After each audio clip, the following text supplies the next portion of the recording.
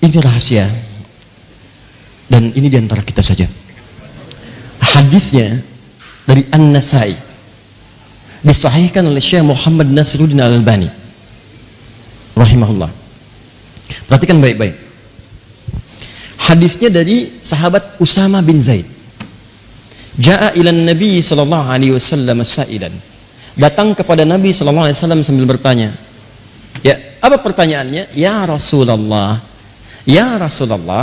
saya melihat Anda menunaikan puasa banyak di bulan Sya'ban. Saya melihat Anda menunaikan puasa banyak di bulan Sya'ban. Kenapa? Perhatikan kalimat Nabinya. Ya, qala Rasulullah sallallahu alaihi wasallam, maka dijawab oleh Rasulullah sallallahu alaihi wasallam, hadza syahrun yaghfulu fihi an-nas. Ini bulan yang banyak dilupakan oleh orang. Kenapa? Karena saat Rajab orang banyak puasa. Masuk bulan Hurum, ada kemuliaannya. Boleh puasa di situ karena puasa di bulan Hurum ada hadisnya. 4 bulannya. Ya. Dzulqa'dah 11, Dzulhijjah 12, Al-Muharram 1, Rajab 7. Sehingga saat Rajab banyak puasa. 9-nya Ramadan. Ramadan itu sudah jelas banyak orang puasa. Sehingga orang lupa ma baina Rajab wa Ramadan. Antara Rajab dengan Ramadan ada bulan ke-8 kata Nabi, banyak orang lupa. Ini bulan penting. Apa pentingnya bulan itu? Syahrun turfa'u fihil a'mal. Di bulan itulah, selama sebulan itu amalan-amalan kita akan diangkat, disampaikan kepada Allah Subhanahu wa taala. Hadisnya sahih. Wa ana uhibbu an yurfa'u amali wa ana sha'im. Dan saya akan sangat senang dan cinta ketika amal saya diangkat, saya dalam keadaan sedang berpuasa. Jadi teman-teman, catat kalimat ini di 3 hadis berbeda. Jadi amalan kita itu diangkat, disampaikan kepada Allah ada 3 periode. Periode pertama setiap hari. Waktunya cuma 2. Ini nasib. Waktunya cuma 2. 1 subuh, kedua asar. Saya ulang. Waktunya cuma 2, 1 subuh, kedua asar. Kemudian sudah? Apa hadisnya? Ada. Ya. Yata'aqabuna fikum malaikatun bil-lail wa malaikatun bin-nahar fayajtami'una fi salati subhi wa salati al-'asri fasa'adu ila Allah Subhanahu wa ta'ala. Kalian itu akan diawasi, dicatat amalan oleh para malaikat. Maka malaikat siang dan malam berkumpul di waktu fajar dan asar.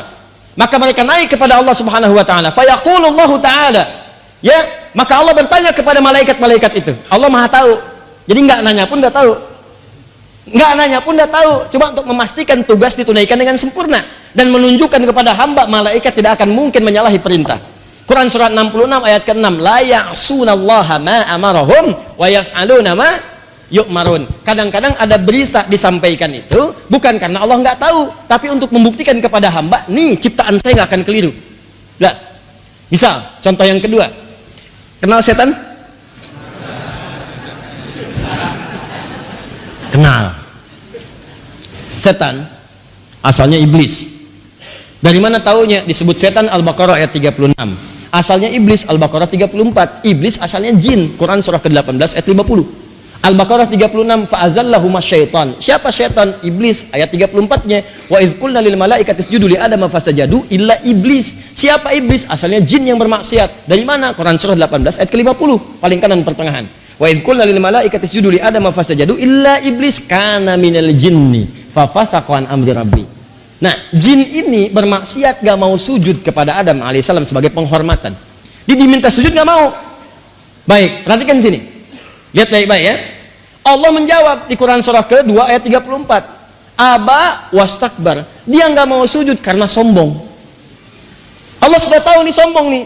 Cuma ditanya langsung di lisan iblis, jin yang tadi itu, supaya muncul di lisannya dan didengar oleh makhluk-makhluk yang lain, supaya nanti dia nggak bisa membantah kepada Allah. Ya Allah, saya nggak sombong kok. Karena terungkap langsung di lisannya, terdengar, maka pembuktian apa yang Allah sampaikan terbukti semuanya. Maka dibuka di Quran surah ke-7 Al-A'raf ayat ke-12. Kata Allah, "Ma mana'aka alla tasjuda idz amartuk." Kenapa kamu nggak mau sujud ketika aku perintahkan? Allah tuh nggak harus tanya kenapa, karena sudah tahu di Al-Baqarah 34 tadi. Istakbar, sombong dia. Cuma untuk membuktikan apa yang saya sampaikan benar, maka ditanyakan, "Kenapa kamu nggak mau sujud, Tan?" Setan. Kenapa nggak mau sujud? Saya perintahkan. Sujudnya nggak penting, yang penting perintah saya. Ini kan perintah saya. Kalau saya nggak perintahkan, nggak usah sujud. Semuka langit dan bumi nggak sujud, nggak akan menurunkan status Allah sebagai Tuhan. Cuma ini perintah saya. Apa jawabnya? Ana khairun minhu. Khalaqtani min narin wa khalaqtahu min tin. Saya lebih hebat dibandingkan dia. Engkau ciptakan saya dari api, kau ciptakan dia dari tanah. Enggak level, api harus sujud hormat kepada yang tanah. Kalau perasaan besar, besar disebut kabura. Merasa besar disebut dengan takabur. Kalau sifat kebesaran diambil dilekatkan pada dirinya disebut dengan istakbar namanya. Seakan-akan kebesaran itu milik dia, diambil istakbar. Setan ini merasa besar, seakan-akan sifat besar itu diambil pada dirinya. Makanya dia katakan saya lebih hebat dibanding dia. Seakan-akan dia ngambil sifat besar itu. Makanya di Al-Baqarah ayat 34 kalimat yang bukan menggunakan takabur. Allah bisa mengatakan aba wa takabur, tapi Allah mengatakan aba wastakbar. Dia sombong dan dia mengambil jubah kesombongan dikenakan pada dirinya. Makanya setelah itu muncul hadis qudsi, sombong, keagungan itu milikku. Siapa yang menggunakan jubah itu maka diharamkan baginya mencium bau surga. Jadi itu poinnya. Itu poinnya, mudah bagi Allah mengatakan kalimat-kalimat, cuma ditampakkan seperti itu supaya tahu. Sama dengan malaikat tadi. Disampaikan kalimatnya untuk menegaskan bahwa malaikat tidak akan bermaksiat kepada Allah Subhanahu wa taala. Kata Allah, bagaimana keadaan hambaku ketika engkau tinggalkan? Kata malaikat, taraktuhu musalliya. Saya tinggalkan dia dalam keadaan salat. Kalau sedang salat. Taraktuhu naima. Saya tinggalkan dia dalam keadaan tidur. Kalau sedang tidur. Bayangkan teman-teman, subuh, Allahu Akbar, Allahu Akbar. Anda sedang zikir di masjid, bersiap salat. Malaikat naik menyampaikan kepada Allah. Allah katakan, bagaimana hambaku si fulan si angga sedang apa? Sedang berzikir kepadamu ya Allah. Masya Allah. Bagaimana zikirnya? Sambil tidur ya Allah. Tidur. Zikir. Bagaimana keadaan hambaku si Hakam? Sedang salat ya Allah. Tinggalkan. Yang paling bahaya ketika sedang bermaksiat. Bagaimana keadaan hambaku ketika aku tinggalkan? Ketika engkau tinggalkan? Ya Allah, dia sedang bermaksiat. Allahu Akbar. Anda bayangin aja lah, Anda aja disampaikan laporan pegawai menyampaikan kepada Anda, bos, maaf, saat kamu tinggalkan dia sedang dalam keadaan apa? Waduh Pak, dia sedang ngambilin aset perusahaan Pak. Pelan-pelan dia masukin tuh gini. Perasaan Anda bagaimana? Pecat dia besok. Untungnya Allah itu rahmatnya lebih tinggi daripada murkanya. Kalau mau tobat, saya ampuni dia. Dorong dia untuk tobat. Nah itu subuh dengan asar. Kemudian yang kedua, setiap pekan. Setiap pekan itu berlangsung 2 kali, Senin dengan Kamis. Hadisnya sahih. Hadisnya sahih. Di hadis Muslim. Nabi SAW pernah ditanya, kenapa beliau menunaikan puasa Senin dan Kamis, khususnya di hari Kamisnya. Hari Senin beliau jawab, hadza yauma waulitu. Hari Kamis, hadza yauma yurfa'u fihi al-amal. Wa uhibbu an turfa' amal a'mali wa ana sha'im. Dan saya senang ketika amalan saya diangkat saya sedang puasa. Nah, pertanyaannya adalah, lihat baik-baik. Kan tadi ditinggalkan sholat, kan? Ditinggalkan sedang sholat. Kenapa Nabi memilih untuk puasa? Kenapa memilih untuk puasa? Karena saat orang sedang puasa itu ada 2 keunggulannya. Lagi-lagi. Yang pertama, ulangi. Kalau orang cuma sholat saja, maka berhenti di situ. Amalan sempurna bagus. Tapi kalau orang dilaporkan dalam keadaan puasa, maka dia punya 2 keunggulan. Yang pertama, Al-Bukhari, Kitabus Siyam, nomor hadis yang pertama, posisi paling kiri sebelah atas. Riwayat sahabat Abu Hurairah. As-siyamu li wa ana ajzi bihi. Kata Allah, puasa itu khusus untukku. Jadi puasa itu amalan khusus yang langsung Allah kasih pahalanya. Salat itu amalan memang wajib, tapi amalan umum semua orang juga salat. Di ketika Anda sholat yang catat pahala malaikat, tapi ketika Anda puasa yang berikan pahala Allah langsung. Ya. Maka ketika orang puasa, sebetulnya ketika diangkat amalannya dilaporkan kepada Allah sedang puasa, maka lebih tinggi nilainya dibandingkan orang yang standar, karena pada saat itu Allah sendiri memberikan pahalanya. 1. 2. Nah, yang kedua, orang puasa itu umumnya memiliki 2 kemuliaan lagi tuh. Anda bayangkan. Apa 2 kemuliaan ini? Yang pertama, orang yang puasa itu umumnya akan gemar meningkatkan amal solehnya. Saya kan sering katakan kepada Anda, kalau orang nggak puasa, ketinggalan fardu aja perasaan biasa. Orang puasa itu ketinggalan sholat sunnah, gelisah hatinya.